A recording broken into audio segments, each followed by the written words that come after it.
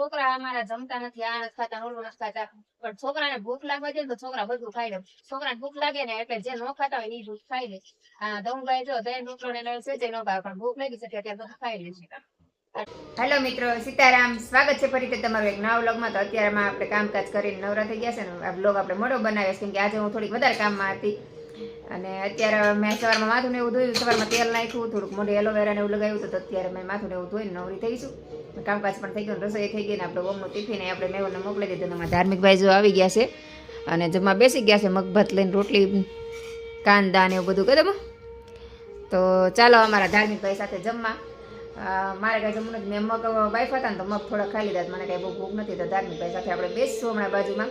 અને સવારમાં જો મેહુલ માટે આ બનાવતી હતી, વાળ કાળા કરવાનું છે. જો મેહુલ બહાર મહેંદી નાખીને આવે ને તો મેં તો ઘરે બનાવું, ટ્રાય કરી આનાથી વાળ કાળા થાય છે કે નહીં એમ.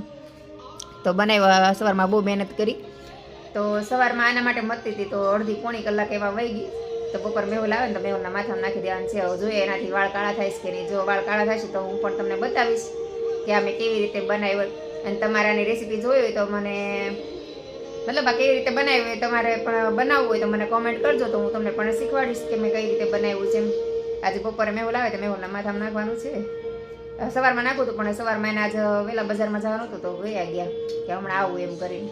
પછી કંઈ આવ્યા નથી. તો હમણાં ફોન આવ્યો તો કે હમણાં આવે છે, તો હમણાં આવશે તો ટાઈમ હશે તો નાખી દઈશું, નકર પછી કાલે સવારે. આમાં ટોપરાનું તેલ ને એવું બધું નાખેલું છે.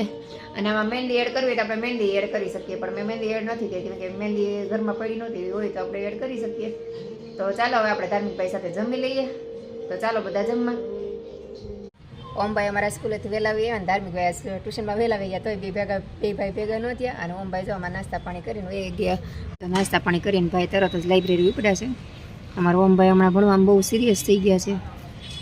સવારમાં 5 વાગ્યાને જાગ્યો હોય, પાછો અત્યારે તોય તે લાઇબ્રેરી જાય ને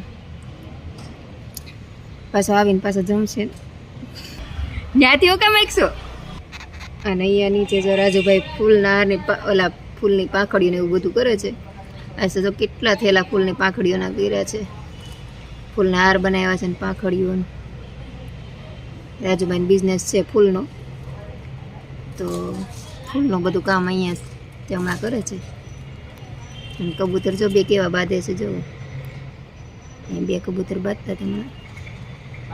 તો ચાલો આપણે હવે તો ઓમભાઈ લાઇબ્રેરી વહી ગયા ને. હવે જો આમ જો કેવું ઘર આમ જો કેવું કરી નાખ્યું, બધો કચરો કરી નાખ્યો. અહીં નાસ્તો બધું દૂધ ભાત ને બધું મૂકીને વયો ગયો. ધાર્મિકભાઈ બ્લેન્કેટ ઓઢીને હોઈ ગયા હતા બપોરે. તો હવે આપણે બધી ઘરની સાફ સફાઈ કરી નાખશું, કેમ કે બે ભાઈ જેમ તેમ મૂકીને વહી ગયા છે. કેમ કે નાસ્તા પાણી કરીને નવરા થાય ને તો પછી બે ભાઈ મૂકવાનો ટાઈમ ન રહે, ફટાફટ જતા રહે. તો હવે આપણે બધું વ્યવસ્થિત કરી નાખશું અને નાસ્તા પાણી પછી કરી લઈશું. આપણે ધાર્મિકભાઈ હમણાં આવશે તો હું ધાર્મિકભાઈ નાસ્તો કરી લઈશું. ધાર્મિકભાઈ નાસ્તો કર્યા વગરના ગયા છે. અને ચાલો કપડાને એવું હંકેલવાનું બાકી છે. મેં કપડાને એવું બધું હંકેલ નાખું, કપડાને એવું લઈ તો રાખી દીધું. જો અહીંયા તો હું હોઈ ગઈ મારું બ્લેન્કેટને બધું હંકેલવાનું બાકી પડ્યું છે. તો ચાલો કપડાને હંકેલ નાખીએ ને ઘર બે રૂમ વ્યવસ્થિત કરી નાખીએ આપણે. હવે ત્યાં હમણાં સાંજ પડી જશે. કામકાજ કરી નવરા થઈ ગયા ને સવારનો માથાનો અંબોડો વાળ્યો તો મેં જો અત્યારે માથાને ઘૂસ કાઢી નાખી. અને આમે તે હું છે ને જ્યારે માથું ધોઉં ને ત્યારે સાંજે જ ઘૂસ કાઢું. તો અત્યારે આપણે વાળને ઘૂસ કાઢી નાખીને માથું ધોઈને તરત ઘૂસ કાઢું ને તો શું થાય ખબર છે કે આપણે વાળ ભીના ભીના હોય અને પછી તમે વાળની ઘૂસ કાઢો એટલે હાથમાં બધે પાણી ચોટી જાય ને વાળ ચોટી જાય ને વાળ પછી તમે જેમ કાઢો ને એમ વધારે વાળ ખેંચાય ને વધારે વાળને ઉતરે એવું થાય. એટલે ભીના વાળમાં ક્યારે ઘૂસ ન કાઢું, વાળ બાંધી લો પછી ત્યારે હાવ કોરા થઈ જવા ને ત્યારે ઘૂસ કાઢું. ઘૂસ કાઢવાની મજા આવે અને વાળે ન ઉતરે, બે ફાયદા થાય. અને આમાં ધાર્મિકભાઈ પણ આવી ગયા છે. જો ધાર્મિકભાઈ આવીને નાસ્તા પાણી કરે છે. હવે હાથ બાથ ધોઈને કા ધમુભાઈ આજે અમારા ધમુભાઈ વહેલા આવી ગયા. કેમ આજ કેમ વહેલો આવી ગયો તું? તે હે વહેલા છોડી દીધા હતા જે. તો અમારા ધમુભાઈ જો નાસ્તા લઈને બેસી ગયા છે, ડાળિયા લઈને. તો ધાર્મિકભાઈ સાથે ચાલો બધા નાસ્તો કરવા ડાળિયા ખાવા. કા ધમુભાઈ? ધમુભાઈ ના આવે એટલે કંઈક નાસ્તો જોઈએ. કાલે જમવાનું બનાવી નાખ્યું હતું, પણ આજે જે મેં તો જે જમવાનું બનાવવાની તૈયારી કરું છું ને ત્યાં તો ભાઈ આવી ગયા. ઓમભાઈ વહેલા આવી ગયા ને ધાર્મિકભાઈ વહેલા આવી ગયા. અમારે ભાઈ આવી ગયો છો, લાઇબ્રેરી ગયો, એ આવીને તરત લાઇબ્રેરી વી ગયો. અને બ્લેન્કેટ હંકેલવાનું ભૂલાઈ ગયું, જો બ્લેન્કેટ રહી ગયું અહીંયા. અને તો ચાલો આપણે રસોઈની તૈયારી કરી નાખીએ. રસોઈમાં મારે અત્યારે વઘારેલું દહીં ને રોટલા બનાવવા છે. શાક લેવા જવું હતું અમારે, પણ પછી મેં કીધું ના થોડું કામ નબળાઈ જેવું લાગે છે ને, મેં ન જાઉં ગાડીમાંથી ન આવેલી હોય તો કીધું. મને પહેલાં એમ થયું, પહેલાં તો હું કીધું અમને મેં હાલ હું આવું છું, મેં મારે શાક લેવા જવું છે. પછી મેં નાના મેં ગાડી ન આવેલી હોય તો મારાથી તો પછી ન ગઈ. અને ત્યાં જો સરસ મજાનું દહીં આપણે અહીંયા છે, જો મસ્ત મજાનું દહીં છે, ઢેફા જેવું છે ને, જો ડેરી જેવું દહીં છે, જોઈ લો એકદમ છે ને પરફેક્ટ. તો ચાલો આપણે અત્યારે રોટલા વઘારે દહીં કરવાનું છે. હમણાં તો રોટલા જ ખાવાના છે.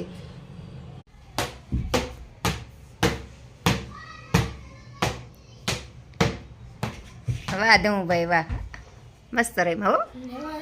ચાલો બધા જમવા જાવ. આપણે વઘારેલ દહીં રોટલા બનાવી લીધા છે અને અચાર વાળી છે ને અરે આપણે આ ગજમાં નાખ્યા કેમ કે હમણાં 2 દિવસથી બહુ ઠંડી પડે છે ને તમે થોડા ગજમાં નાખો વચમાં થોડા ગરમ અને હારા એટલે શરદી જેવું ન થાય.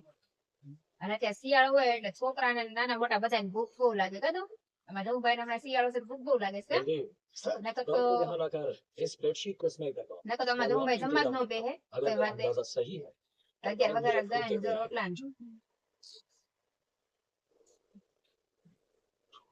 ઘણા બધા એવું કેતા હોય કે છોકરા અમારા જમતા નથી, આ નથી ખાતા, ઓલું નથી ખાતા, પણ છોકરાને ભૂખ લાગવા દે તો છોકરા બધું ખાઈ લે. છોકરાને ભૂખ લાગે ને એટલે જે ન ખાતા હોય એ ભૂખ ખાઈ લે. દઉંભાઈ જો દહીં રોટલો ને સેજે ન ભાવે પણ ભૂખ લાગી છે ત્યારે બધું ખાઈ લે છે. એટલે છોકરાને આપણે જ તે નાટક કરાવીએ, લાડ લડાવીએ વધારે પડતા એટલે છોકરા ખાય નહીં. છોકરાને જરાક ભૂખ લાગે ત્યાં આપણે કઈક નાસ્તો આપી દે ના તે એટલે છોકરા જમવા ટાઈમે પછી નાટક કરે મને આ નથી ભાવતું, ઓલું નથી ભાવતું. એટલે પછી આપણે પછી એના બધા ફંડ પૂરા કરીએ એટલે કે હાલ તને બટા આ ભાવતું આ બનાવી દો, રોલ બનાવી દો એમ કરીએ એટલે છોકરા શું છે વધારે ચડી જાય. તો છોકરાને છે ને ખાલી ખોટા ચડાવાય નહીં, જે ઘરમાં બન્યું હોય ને એ જ ખાવાની ટેવ પડાય.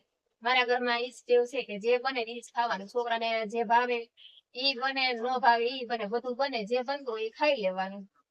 એટલે છોકરાને ખોટા ફોન નહીં કરાવવાના કેમ કે આપણે ઘરે તો આપણે જે ભાવે એ બનાવી દઈએ પણ બહાર ગયા હોય ને પછી છોકરા આપણે હેરાન કરે ને આપણે જ હેરાન થવા જોઈએ. એટલે છોકરાને બધું ખાતા શીખવાડે, ભાવે ન ભાવે બધું ખાતા શીખવાડી દેવાનું.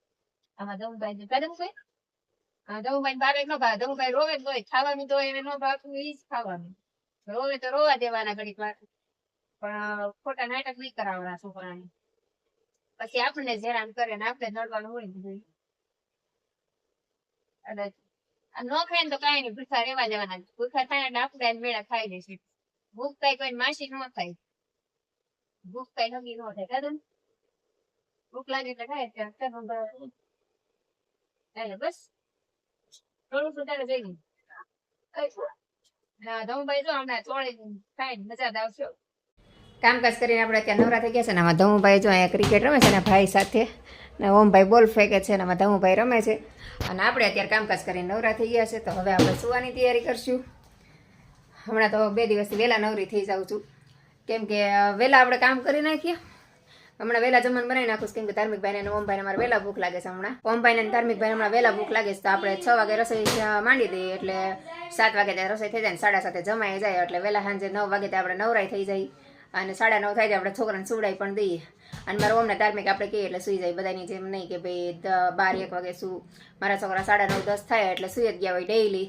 મારો પહેલેથી નિયમ જ છે કે છોકરાને 9 વાગે ને એટલે સુઈ જવાનું, પણ હવે થોડાક મોટા થઈ ગયા એટલે હવે 9:30-10 વાગે સુવાનું. મતલબ એમાં એવું છે છોકરા માટે કેમ કે સવારમાં છોકરાને 5 વાગ્યામાં વાંચવું હોય ને એમ જાગવું હોય તો એને તકલીફ પડે એટલે વહેલા સુઈ જાય વહેલા જાગે. તો બસ આજનો દિવસ આપણો આવો રહ્યો. તો આજનો વિડીયો આપણે અહીંયા જ પૂરો કરી દઈશું. તો વિડીયો પસંદ આવ્યો હોય તો લાઈક, શેર અને સબસ્ક્રાઈબ કરવાનું ભૂલતા નહીં. તો ફરીથી મળશું કાલે એક નવા વિડીયો સાથે. જય હિન્દ, જય ભારત, ગુડ નાઇટ.